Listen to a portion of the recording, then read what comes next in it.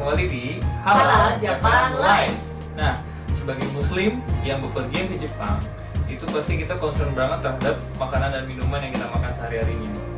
Nah, alhamdulillah pemerintah Jepang sebenarnya sudah sangat aware dengan muslim dan juga dengan makanan halal. Namun tentu saja sebagian besar makanan-makanan yang beredar belum ada label halalnya. Apalagi kebanyakan ingredientsnya atau bahan-bahannya itu ditulis dalam bahasa Jepang ya. Nah, oleh karena itu, di episode ini mari kita akan coba bahas ingredient apa saja atau bahan-bahan apa saja sih yang sebaiknya dihindari agar kita bisa memakan makanan atau minuman yang halal selama berpergian ke Jepang.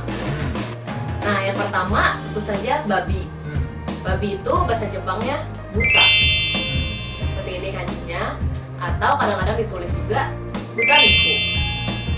Nah, untuk babi ini produk turunannya ada lard sama ada tonkatsu ramen. Nah, ini kalau lard ini biasanya ada di roti, kalau enggak di mie instan. Nah, kalau untuk yang tonkatsu ramen biasanya di ramen. Oh iya, biar nggak heran, jadi di sini tuh kami ada laptop yang sudah ngelis yang bakalan kami bahas hari ini. Jadi mungkin kadang-kadang mata kami akan ngeliat ke bawah. Itu mohon maaf tuh, kami sedang ngeliat contekan sebenarnya. Nah, yang berikutnya adalah daging-daging dan turunannya. Jadi kalau tadi kita udah bahas tentang babi yang jelas-jelas haram, maka yang berikutnya ini adalah daging-daging yang lain. Nah, kenapa dikatakan haram? Karena di Jepang ini belum tentu semua daging disembelih dengan syariat Islam. Nah, jadi tentu saja kita harus concern. Kecuali kalau memang sudah ada label halalnya ya, itu beda lagi, lain cerita.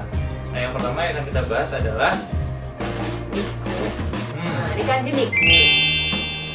Atau kadang-kadang niku ekstrak. Jadi seperti yang tulisannya niku ekisu. Kemudian yang berikutnya ada shortening. Jadi kalau shortening ini biasanya sering banget kita temui di roti, terus juga di mie instan, atau ada cake juga, kadang cookies juga ada shorteningnya. Jadi betul-betul harus dihafal karena ini hampir ditemukan di banyak produk-produk makanan atau minuman gitu untuk yang shortening. Kemudian yang lebih detail lagi kadang-kadang ditulis dobutsu shortening. Artinya shortening hewani. Jadi sudah pasti berasal dari hewan. Nah, ternyata shortening ada juga yang bisa kalau tulisannya seperti ini. Jadi itu tuh bacaannya palm atau yashi. Jadi itu dari palem dan dari kelapa sawit. Jadi itu tentu saja bisa ya. Kemudian yang berikutnya adalah consom powder atau kaldu, bubuk kaldu ya. Nah, berikutnya buat kamu yang suka es krim ini juga harus hati-hati karena biasanya di sebagian besar produk es krim itu suka ada gelatin. Nah, biasanya gelatin ini dari hewani pastinya. Dan selain di es krim ada juga di beberapa onigiri. Jadi buat kamu yang suka makan nasi kepal terus ada norinya, nah itu juga harus hati-hati karena sebagian itu ada gelatinnya dan juga ada beberapa sebagian di bento atau makanan-makanan ya mungkin makanan kayak kotakan gitu ya. Yang berikutnya adalah lecithin. Jadi ya sama seperti di Indonesia ya, lecithin itu bisa dari hewani, bisa dari nabati.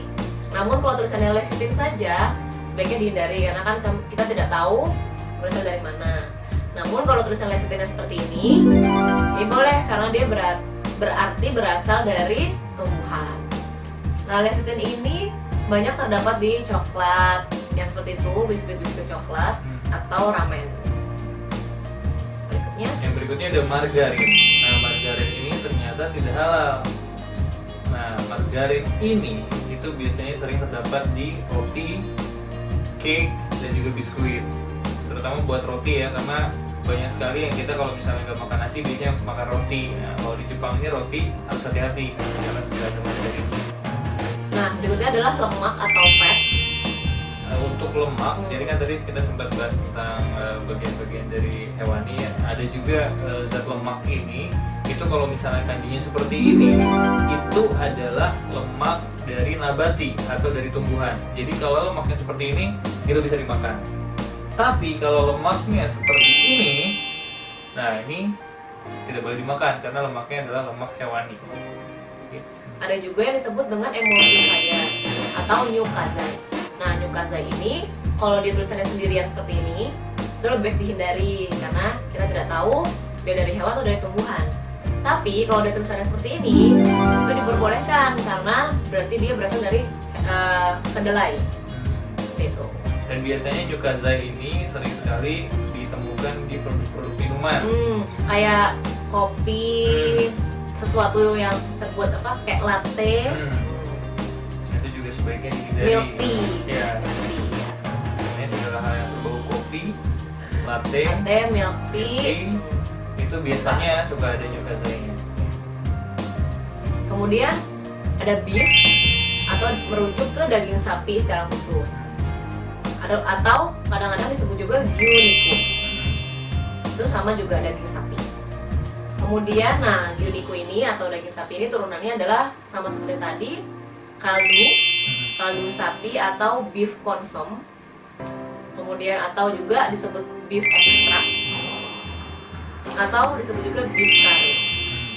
Kadang-kadang Dan sebagian besar itu diperoleh atau ada di snack seperti chips, potato chips. Kemudian sup-supan. Kemudian yang berikutnya ada ayam atau chicken ya. Yang gampangnya adalah chicken. Itu ada huruf katakana-nya juga mudah untuk dibaca. Nah, ayam ini juga ada turunannya, yaitu ada daging ayam dan ada ekstrak ayam. Nah, ini rata-rata biasanya terdapat di snack termasuk biskuit, sebagian lagi juga sup. Kadang sup juga biasanya ekstrak yang ayam. rasanya asin-asin, gurih itu. Ya, yang berikutnya adalah alkohol dan turunannya. Jadi yang namanya alkohol adalah minuman yang seharusnya kita hindari karena bagaimanapun juga tidak halal. Nah, yang pertama adalah kanji alkohol. Jadi Katakana. ini dari katakana, jadi aruko atau alkohol.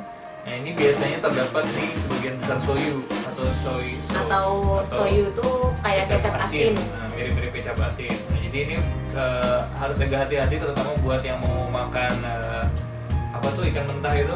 Sushi. Nah, itu kalau misalnya mau makan sushi, cek dulu soyunya atau kecap asinnya. Tanya ke petugasnya ya. Apakah ada alkoholnya atau tidak gitu.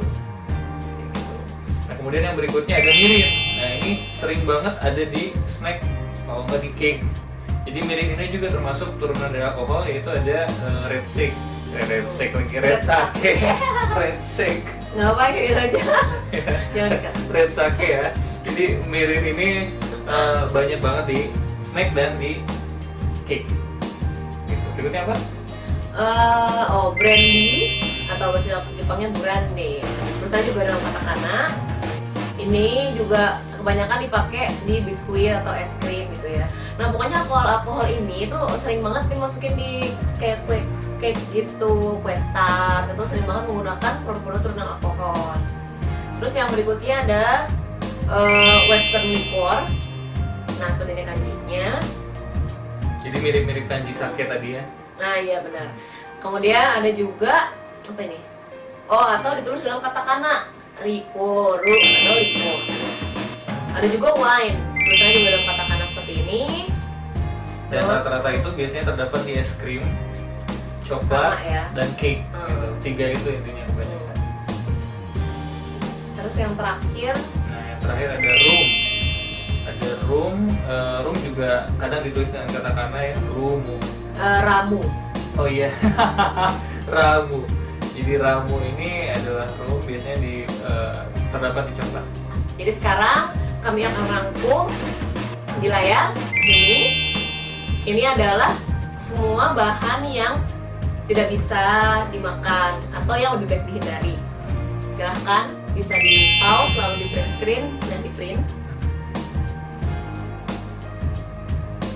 Dan berikut ini rangkuman dari semua ingredients yang boleh dimakan.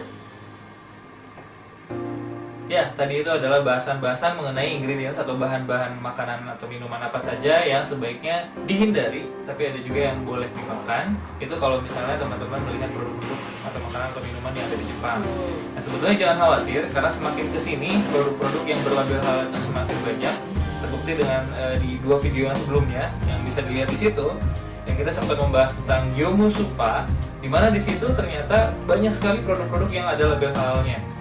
Bahkan dari supermarketnya itu sendiri sudah ada logo halalnya di display produknya. Jadi tidak usah khawatir, silakan selamat bersenang-senang di Jepang, selamat mencari makanan dan halal, juga bereksperimen ya, maksudnya, wah ini bisa apa enggak nih? Iya. Bisa apa enggak nih? Gitu. Itu seru banget. Iya, biasanya makanan-makanan yang khas Jepang itu kan belum banyak yang ada label halalnya, walaupun ada yang sudah ada label halalnya.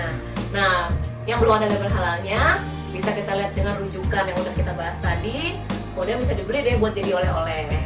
Jadi kan lebih menarik ya kalau khas Jepang gitu. Ya demikianlah uraian kami hari ini. Semoga bisa bermanfaat. Kemudian kalau ada info tambahan akan kami tulis di description box di bawah ini. Jadi silahkan dibaca-baca lagi. Kemudian kalau ada yang mau nanya silahkan bertanya. Kalau ada yang mau ditambahin silahkan. Dan kalau ada yang salah mohon banget dibenerin ya, karena supaya nggak memberikan info yang salah ke yang lainnya juga. Dan jangan lupa subscribe, like juga, dan share. Oh iya, share sebanyak-banyaknya. Kalau gitu, sampai ketemu lagi di Halal Japan Live. Assalamualaikum.